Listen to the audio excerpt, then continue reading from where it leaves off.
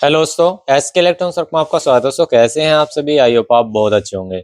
दोस्तों मेरे पास ये एक एम्पलीफायर रिपेयर होने के लिए आया है और ग्राहक मुझसे बहस कर रहा था कि ये मेरा 1000 वाट का एम्पलीफायर है। मैंने उसको बोला खोलते ही ये 220 230 वाट से ऊपर नहीं निकाल पाएगा, लेकिन उसने सुबह मुझे इस चीज पे बहस करी कि मुझे 1000 वाट कह के बेचा गया है और मुझे 7 से 8 हजार रुपये लिए हैं इस एम्पलीफायर। चलिए आज आपको सिद्ध करके दिखाते हैं, साबित करके दिखाते हैं कि वाकई में ये एम्पलीफायर 1000 वाट है या 220, मतलब मैं जो कह रहा हूँ वो है या जैसे भी है। चलिए शुरू करते हैं। सबसे पहले दोस्तों डिपेंड किस चीज पे करता है, मेन जान किस चीज में होती है। बहुत से भाई सोचते हैं जितने ट्रांजिस्टर लगे होंगे ज्यादा उतने हमारे वाट जो आउटपुट है वो ज्यादा निकलेगी, तो ये सरासर बिल्कुल गलत है।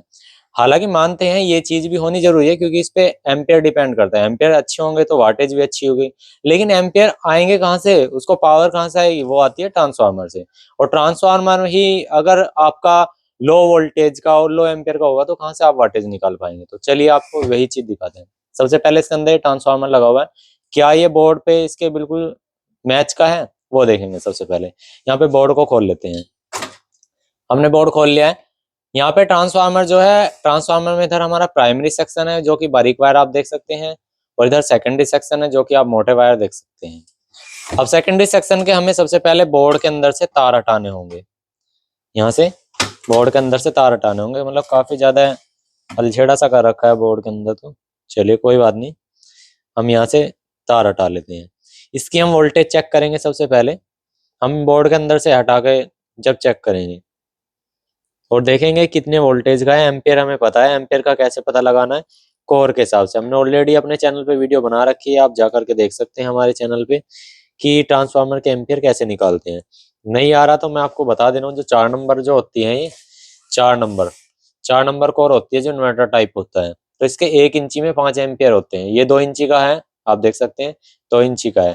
तो इसमें 10 एम्पियर की आपकी रेटिंग निकल जाएगी आउटपुट में, अगर आप दोस्तों 10 जो 30-35 वोल्ट के नीचे नीचे जा रहे हैं। ठीक है, चलिए ये एम्पलीफायर में जो ट्रांसफार्मर लगा हुआ है 10 एम्पियर का है, लेकिन वोल्टेज का हमें नहीं पता, वो आपको नाप करके चलिए अब बताते हैं। यहाँ पे सबसे पहले क्या करेंगे हम, दूसरे नंबर पे आपको सेट को ऑन करना है। ऑन करने के बाद एक बार देख लेते हैं कि करंट आया। हाँ, करंट इसमें आ चुका है। ठीक है, ये देखिए करंट आ चुका है। ये हमारे 3 तार हैं यहाँ पे। सबसे पहले हमें देखना है कितने जीरो कितने का ट्रांसफार्मर। तो उसके लिए हम क्या करेंगे, एक मल्टीमीटर लेंगे। हमने मल्टीमीटर लिया और से इसे ऑन कर लिया। ये देखिए आपको दिखाई दे रहा होगा। ठीक है, यहाँ पे अब दिखाई दे रहा होगा। तो हम क्या करते हैं, हमने कोई भी अपना सबसे पहले बीच वाली लाइन लेनी नहीं है, क्योंकि ये जीरो वाली लाइन होती है। जैसे यहाँ पे ये है, मान लिया एग्जांपल के लिए supply zero supply, supply zero supply. ये सप्लाई जीरो सप्लाई का मतलब है 30-0-30 या 35-0-35, इस तरह से 0 पॉइंट ये होता है। मतलब दोनों सप्लाई का जो कॉमन पॉइंट होगा इनका, यहाँ पे आप देख सकते हैं 2 वायर आके बीच में मिले हुए हैं। तो इस वायर को हमें यहाँ पे 0 पॉइंट पे अटैच कर लेना है, यहाँ पे इस तरह से। ठीक है, एक हाथ पे, इस पे हमने एक हाथ पे हाथ लगा लिया, दूसरे पे आपको हाथ नहीं लगाना, सिर्फ टच करके पिन को चेक करना, क्योंकि करंट लगने की संभावना हो सकती है उसमें। तो ये चीज बड़े सावधानी से करें। तो देखेंगे कितनी वोल्टेज है इसके अंदर। ये देखिए यहाँ पे 35 वोल्ट दिखा रहा है, 35। ठीक है, 35 वोल्टेज दिखा रहा है। ये देखिए दोबारा से दिखा देता हूँ। ये देखिए 35.12। ठीक है, दूसरे लूप पे देखता हूँ मैं। चलिए इस लूप को अलग कर लेता हूँ, फिर दूसरा लूप ले लेता हूँ इसी का ही। ये देखिए 35.89 के आसपास। और दोनों की अगर वोल्टेज चेक करी जाए, जो मेन पावर है इसकी, उस पर देखते हैं कितनी है। तो वही 70 के आसपास होगी, सीधी सी बात है। अभी देखते हैं, सही से लगाते हैं पिनों को, क्योंकि मैं इस पर टच नहीं कर सकता, ये करंट मार सकता है। फिर भी लो वोल्टेज है, इतना कोई फर्क नहीं पड़ेगा। ये देखिए वोल्टेज दिखा देता हूँ। ये देखिए 70 वोल्टेज एसी के आ रहे हैं इसके अंदर। तो यानी कि 35, ये है ट्रांसफार्मर हमारा 35-0-35। तो हम कोई भी एक लाइन लेंगे। चलिए हम अपने मोबाइल से आपको दिखाते हैं। 35 और एम्पियर है ट्रांसफार्मर, यानी कि जो हमारा इसमें ए है, एम्पियर है हमारे 10, और जो हमारा वी है वोल्ट, यानी कि 35। तो चलिए उस चीज को यहाँ पे आ जाते हैं कैलकुलेटर पे। तो ट्रांसफार्मर के अपने दोस्तों वाटेज निकालने के, एम्पलीफायर के वाटेज निकालने के, भाई उस हिसाब से बोर्ड कितना लगेगा, तो उसका फॉर्मूला क्या होता है, ए गुना वी बराबर डब्ल्यू। तो हम ए की जगह कितना, यानी कि एम्पियर कितना है 10, गुना, फिर हम रखेंगे वोल्टेज। वोल्टेज हमारी कितनी है 35, क्योंकि हम क्या करते हैं हाफ वोल्टेज लेते हैं, कोई भी एक हाफ वोल्टेज लेंगे, या तो इधर की या इधर की, क्योंकि किसी भी एम्पलीफायर को जब आप चलाओगे ना, इससे क्या होगा, देखिए दोस्तों यहाँ पे कंफ्यूजन आपको लग रही होगी कि हमारे ट्रांसफार्मर में किसी में तो 0 बार है खाली है, किसी में 12 0 12 है, तो डबल सप्लाई है तो उसमें तो ज्यादा निकलनी चाहिए, तो आपके मन में कंफ्यूजन रहेगी। उसमें एम्पलीफायर की जो एफिशिएंसी हीटिंग है वो थोड़ी कम हो जाएगी, लेकिन वाटेज उसमें वही होगा, ठीक है ना, वाटेज आपका वही निकलेगा जो हाफ वोल्टेज पाएगा, ठीक है। तो इसमें हमने दोस्तों 10 गुना 35 के बराबर जो वाट आया 350 वाट।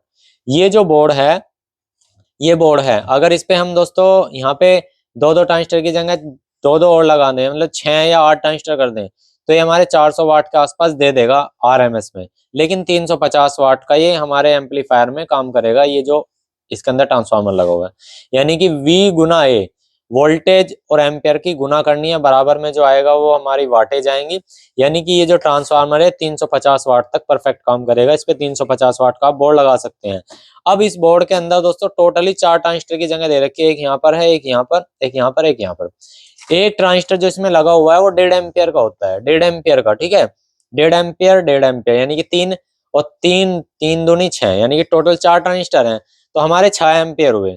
तो 6 एम्पियर गुना हम कितनी वोल्टेज दे रहे हैं, इसको कितनी वोल्टेज दे रहे हैं, हम दे रहे हैं 35, तो 6 एम्पियर गुना 35 वोल्ट, तो यहाँ पे आप ये 210 वाट निकालेगा। 210 वाट का हमारा बोर्ड है और 350 वाट का हमारा इसके अंदर ये लगा हुआ है आपका ट्रांसफार्मर। तो इससे दोस्तों आपके वाटेज का फर्क पड़ता है, लेकिन वाटेज एकदम ना मरे तो उसके लिए जो हमारे कंडेंसर लगाए गए होते हैं, ये कंडेंसर अच्छे क्वालिटी के होने चाहिए, मजबूत होने चाहिए, और जितने वोल्ट का ट्रांसफार्मर तो उससे डबल के आपके कैपेसिटर होने चाहिए कंडेंसर, ठीक है। तो उसमें वाटेज एकदम परफेक्टली निकलते हैं, एम्पलीफायर के भी और एम्पलीफायर के अंदर ट्रांसफार्मर बोर्ड लगा उसके भी। तो ऐसे मैंने आपको दोस्तों बताया, बोर्ड जो हमारा 210 वाट का, ये 1000 जो लिखा है ये सरासर गलत है। 1000 वाट ये कहीं से कहीं तक भी नहीं दे सकता, क्योंकि अगर हमने इस पे और भी ट्रांजिस्टर ऐड किए तो ज्यादा से ज्यादा 300 350 दे देगा, क्योंकि जिस हिसाब से यहाँ पे ये आपकी 12 ओम की जो रेजिस्टेंस लगी हुई है, लोड रेजिस्टेंस, क्योंकि इसमें लोड रेजिस्टेंस टोटली 6 है और टोटल रेजिस्टेंस 2 एम्पियर तक लोड ले लेती है।